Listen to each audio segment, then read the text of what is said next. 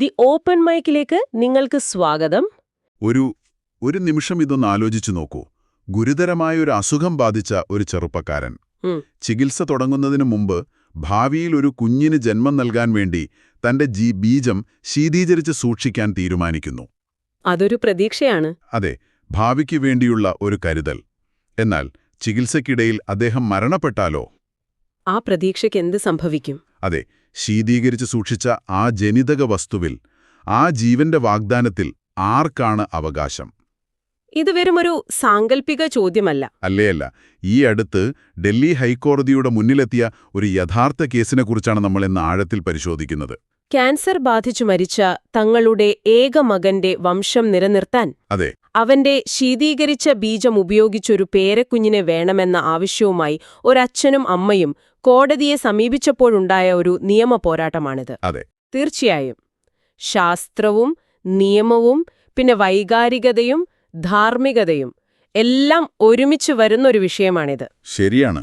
നമ്മൾ ഇന്ന് ചർച്ച ചെയ്യുന്നത് ആ മാതാപിതാക്കളുടെ വേദനയെക്കുറിച്ചോ അവരുടെ വിജയത്തെക്കുറിച്ചോ മാത്രമല്ല.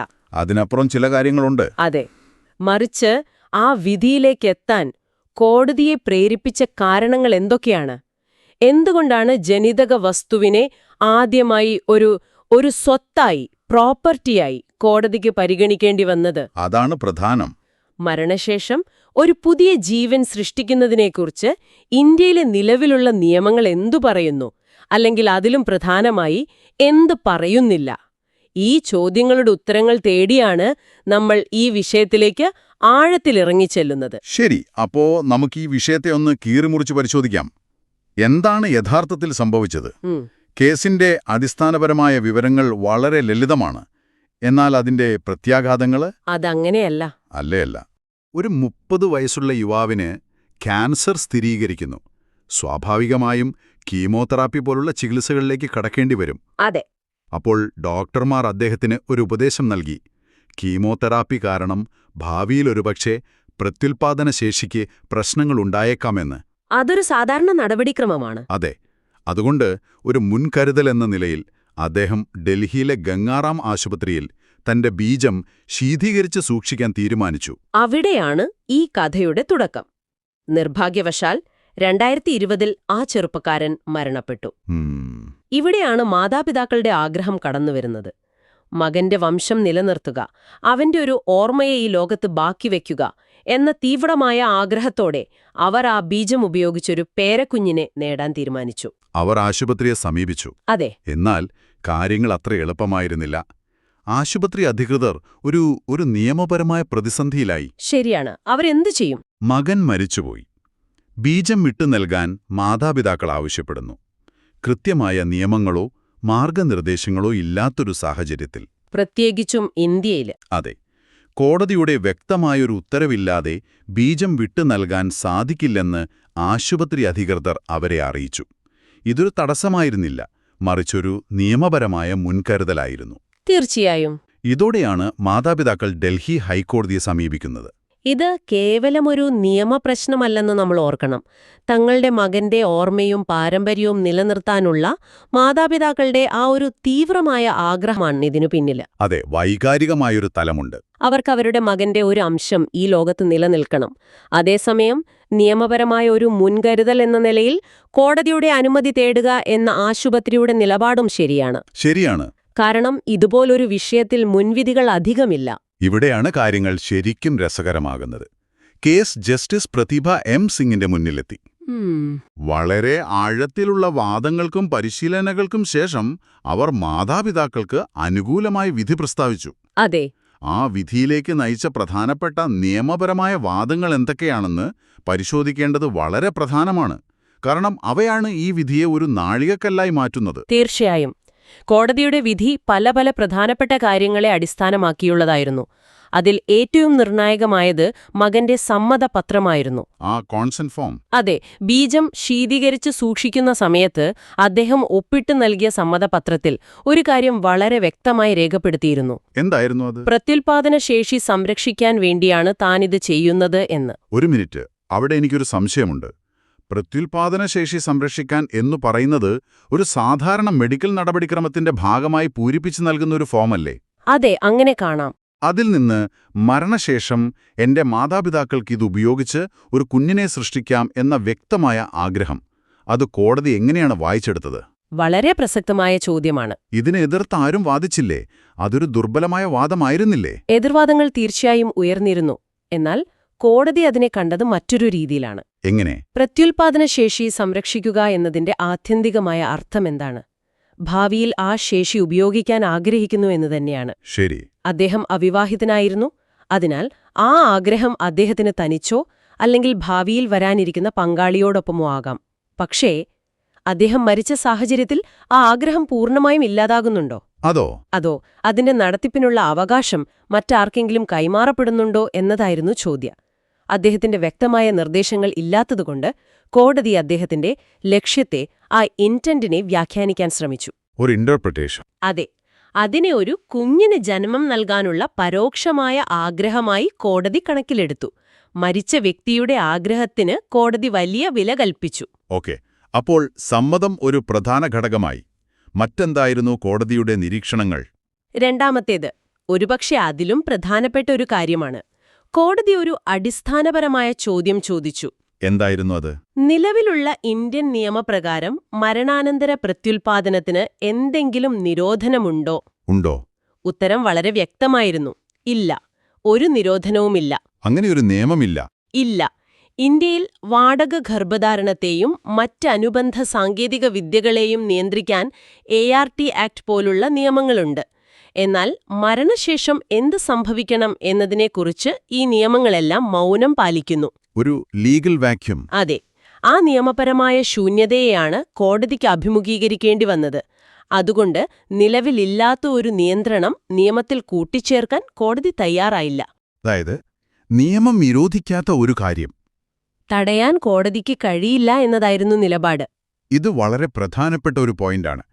ടെക്നോളജി മുന്നോട്ടു പോകുമ്പോൾ നിയമം പിന്നിലായി പോകുന്ന അവസ്ഥ. ആ വിടവിലാണ് കോടതിക്ക് ഇടപെടേണ്ടി വരുന്നത്. അതെ, ഇവിടെയാണ് കോടതിയുടെ ഏറ്റവും വിപ്ലവകരമായ നിരീക്ഷണം വരുന്നത്. അതെന്താണ്? ബീജ സാമ്പിളിന് കോടതി നൽകിയ നിയമപരമായ നിർവചനമാണത്. ഓക്കെ. അതൊരു വെറും ശാരീരിക ദ്രവം മാത്രമല്ല, അതൊരു സവിശേഷമായ ജനിതക വസ്തുവാണെന്നും നിയമപരമായി അതിനെ ഒരു സ്വത്തായി, പ്രോപ്പർട്ടിയായി കണക്കാക്കാമെന്നും കോടതി നിരീക്ഷിച്ചു. ഒരു മിനിറ്റ്, സ്വത്ത് എന്നാണോ പറഞ്ഞത്? അതെ, പ്രോപ്പർട്ടി. ഇത് വളരെ സുപ്രധാനമായൊരു നിയമവ്യാഖ്യാനമാണ്. അതായത് ഒരു വീടോ സ്ഥലമോ ബാങ്ക് ഡെപ്പോസിറ്റോ പോലെ ജനിതക വസ്തുവിനെയും ഒരു സ്വത്തായി കാണാമെന്നാണോ? അത് കേൾക്കുമ്പോൾ തന്നെ ഒരുപാട് സങ്കീർണമായ ചോദ്യങ്ങൾ മനസ്സിലേക്ക് വരുന്നുണ്ട്. കൃത്യമായി പറഞ്ഞാൽ അതെ. ആ ഒരു നിരീക്ഷണമാണ് ഈ കേസിന്റെ ഗതി മാറ്റിയത്. അതെങ്ങനെയാണ്? ഒരു വസ്തുവിനെ സ്വത്ത് എന്ന് നിർവചിച്ചാൽ അതിന് അനന്തരാവകാശ നിയമങ്ങൾ ബാധകമാകും. ശരിയാണ്.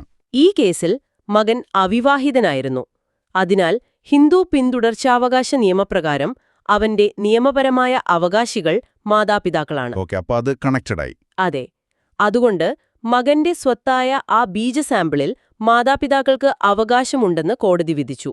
ഈ ഒരു വ്യാഖ്യാനം ഭാവിയിലെ സമാനമായ കേസുകൾക്ക് ഒരു വലിയ വഴികാട്ടിയാകും. പക്ഷേ ഈ സ്വത്ത് എന്ന ആശയം ഭാവിയിൽ വലിയ നിയമപരമായ സംവാദങ്ങൾക്ക് വഴിവെക്കില്ലേ? തീർച്ചയായും വെക്കും. ഉദാഹരണത്തിന്, ഒരാളുടെ മരണശേഷം അയാളുടെ ക്രെഡിറ്റ് കാർഡ് ബില്ലുകൾ പോലെ അയാളുടെ ജനിതക വസ്തുക്കൾക്കും കടബാധ്യതകൾ ബാധകമാകുമോ? വളരെ നല്ല ചോദ്യമാണ്. അല്ലെങ്കിൽ ഇൻഷുറൻസ് കമ്പനികൾക്ക് ഇതിൽ അവകാശം ഉന്നയിക്കാൻ സാധിക്കുമോ? ഈ വിധി തുറന്നിടുന്നത് അത്തരം വലിയ ചോദ്യങ്ങളിലേക്കുള്ള വാതിലാണ്. തീർച്ചയായും. നിങ്ങൾ പറഞ്ഞത് വളരെ ശരിയാണ്. ഡിജിറ്റൽ ആസ്തികളെക്കുറിച്ച്, ഡിജിറ്റൽ അസറ്റ്സിനെക്കുറിച്ച് നമ്മളിപ്പോൾ ചർച്ച ചെയ്യുന്നത് പോലെ ജനിതക ആസ്തികളെക്കുറിച്ചും ജനറ്റിക് അസറ്റ്സിനെക്കുറിച്ചും നിയമം സംസാരിച്ചു തുടങ്ങേണ്ടി വരും. ശരിയാണ്. ഈ വിധി ആ ചർച്ചയ്ക്ക് ഒരു തുടക്കമിട്ടിരിക്കുകയാണ്. നാലാമത്തെ കാരണമായി കോടതി പറഞ്ഞത് മകന്റെ പാരമ്പര്യം തുടരാനുള്ള മാതാപിതാക്കളുടെ ആ ഒരു വൈകാരികമായ ആഗ്രഹത്തെയാണ്. ആ ഒരു വൈകാരികമായ വശം. അതെ, പേരക്കുട്ടികളെ സമൂഹത്തിൽ നല്ല രീതിയിൽ വളർത്തിക്കൊണ്ടുവരാൻ മുത്തശ്ശനും മുത്തശ്ശിക്കും സാധിക്കുമെന്നും അതിനുള്ള സാമ്പത്തികവും സാമൂഹികവുമായ കഴിവ് അവർക്കുണ്ടെന്നും കോടതി നിരീക്ഷിച്ചു. അപ്പോ മകന്റെ പരോക്ഷമായ സമ്മതം, നിയമപരമായ നിരോധനമില്ലായ്മ, ജനിതക വസ്തു ഒരു സ്വത്ത് എന്ന വിപ്ലവകരമായ ആശയം, പിന്നെ മാതാപിതാക്കളുടെ അനന്തരാവകാശം, ഈ 4 തൂണുകളിലാണ് വിധി നിലനിൽക്കുന്നത്. അതെ. ഡൽഹി ഹൈക്കോടതി ഈ വിധി പ്രസ്താവിച്ചത് ഒറ്റപ്പെട്ട സാഹചര്യത്തിലല്ല എന്ന് ഞാൻ മനസ്സിലാക്കുന്നു. മറ്റ് രാജ്യങ്ങളിലെ സമാനമായ കേസുകൾ കൂടി കോടതി പരിഗണിച്ചിരുന്നതായി രേഖകളിൽ കാണുന്നുണ്ടല്ലോ. അതെ, ഇതിനെ ഒരു ആഗോള പശ്ചാത്തലത്തിൽ ബന്ധിപ്പിച്ചാൽ കാര്യങ്ങൾ കൂടുതൽ വ്യക്തമാകും. കോടതി 2 പ്രധാനപ്പെട്ട അന്താരാഷ്ട്ര കേസുകൾ എടുത്തു പറഞ്ഞു. ഒന്ന് ഇസ്രയേലിൽ നിന്നുള്ളതാണ്. 2002 ഗാസയിൽ വെച്ച് കൊല്ലപ്പെട്ട 19 വയസ്സുള്ള ഒരു സൈനികന്റെ കേസാണിത്. ഓ. അദ്ദേഹത്തിന്റെ മരണശേഷം ബീജം ശേഖരിക്കുകയും അതുപയോഗിക്കാൻ മാതാപിതാക്കൾക്ക് നിയമപരമായ അനുമതി ലഭിക്കുകയും ചെയ്തു. അവിശ്വസനീയം. അവർക്ക് ആ ബീജം ഉപയോഗിച്ചൊരു കുഞ്ഞിന് ജന്മം നൽകാൻ സാധിച്ചോ? സാധിച്ചു. അതാണ് ആ കേസിനെ ശ്രദ്ധേയമാക്കുന്നത്. ശരിക്കും. അതെ, മരിച്ച സൈനികന്റെ അമ്മ കുഞ്ഞിനെ ഗർഭം ധരിക്കാനുള്ള ഒരു സ്ത്രീയെ വ്യക്തിപരമായി കണ്ടെത്തി. അങ്ങനെ വർഷങ്ങൾക്ക് ശേഷം ഒരു മകൾ ജനിച്ചു. ഓ. ഇത് ഈ വിഷയത്തിൽ വളരെ പുരോഗമനപരമായ ഒരു സമീപനത്തെയാണ് കാണിക്കുന്നത്. മരണപ്പെട്ട വ്യക്തിയുടെ മാതാപിതാക്കളുടെ ആഗ്രഹത്തിന് വലിയ പ്രാധാന്യം നൽകിയ ഒരു കേസാണത്. ഒരുപക്ഷേ രാജ്യത്തിനു വേണ്ടി ജീവൻ ബലിയർപ്പിച്ച ഒരു സൈനികന്റെ വംശം നിലനിർത്തുക എന്നത് ആ രാജ്യത്തിന്റെ ഒരു വൈകാരിക ആവശ്യമായി കൂടി അവർ കണ്ടിരിക്കാം. അതൊരു പ്രധാന ഘടകമായിരിക്കാം, തീർച്ചയായും. മറ്റേ കേസ് ഇതിൽ നിന്ന് വ്യത്യസ്തമായിരുന്നു. ജർമ്മനിയുടെ കാര്യം കോടതി എടുത്തു പറഞ്ഞിരുന്നല്ലോ. അതെ, രണ്ടാമത്തെ കേസ് ജർമ്മനിയിൽ നിന്നുള്ള എർലാങ്ങൻ ബേബി കേസാണത്. അത് തികച്ചും വ്യത്യസ്തമായൊരു സാഹചര്യമായിരുന്നു. എന്തായിരുന്നു അത്?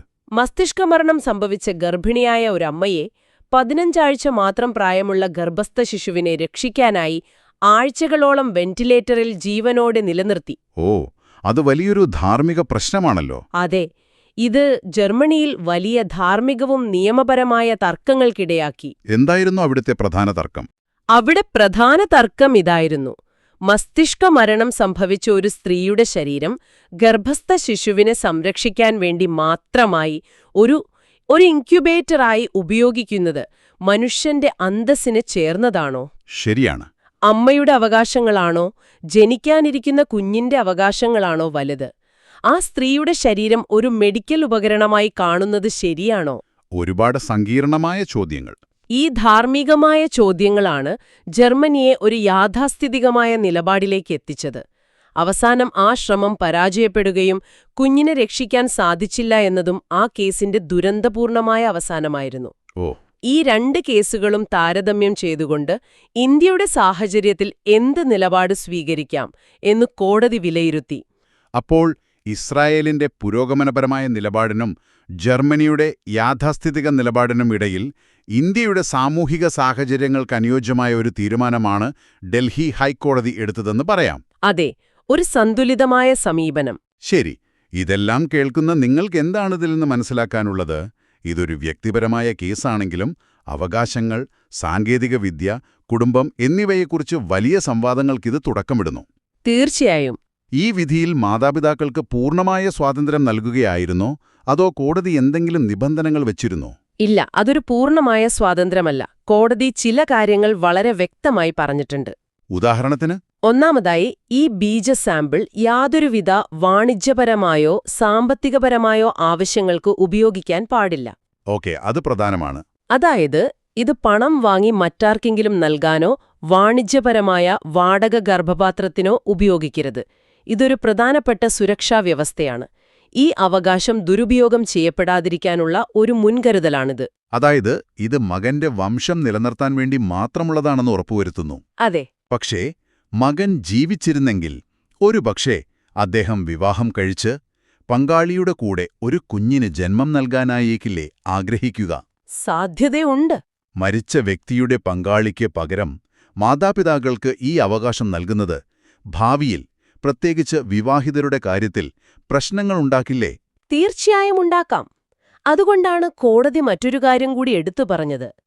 മരിച്ച വ്യക്തിയുടെ ബീജസാമ്പിൾ ഉപയോഗിക്കുന്നതുമായി ബന്ധപ്പെട്ട കേസുകൾ പരിഗണിക്കുമ്പോൾ അതീവ ജാഗ്രത ആവശ്യമാണ് എന്ന്. എല്ലാ കേസിലും ഇത് ബാധകമല്ല? അല്ല. എല്ലാ കേസിലും ഇത് അനുവദിക്കാമെന്നല്ല ഇതിനർത്ഥം. ഓരോ കേസിന്റെയും പ്രത്യേക സാഹചര്യങ്ങൾ പരിഗണിക്കണം.